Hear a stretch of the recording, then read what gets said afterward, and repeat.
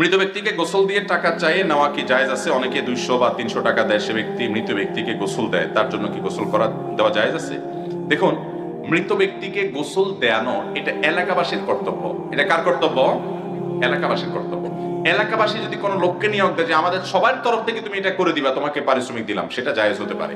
কিন্তু কোন লোক যদি সবার কাছ থেকে টাকা নিয়ে নিয়ে এই কাজটা করে, এলাকাবাসী কেউ এটা দায় না নেয়, বরং প্রত্যেকে লোক ভাড়া করে করে মুসলমানরা সবাই করে, কিন্তু টাকার বিনিময় নয়, এটা জায়েজ নাই। একটু পার্থক্য আছে। একটা হলো এলাকাবাসী তাদের উদ্যোগে তারা কাউকে দিয়ে করায়, তাকে টাকা দেয়, সেটা ভিন্ন বিষয়।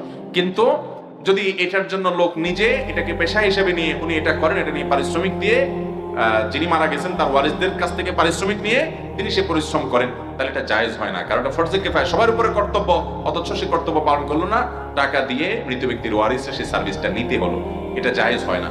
হ্যাঁ, একই কথা কবর দেওয়ার ক্ষেত্রে অনেক এলাকাতে যারা কবর দেয় তাদেরকে কয়েকদিন পরে ডেকে এনে খাওয়ানো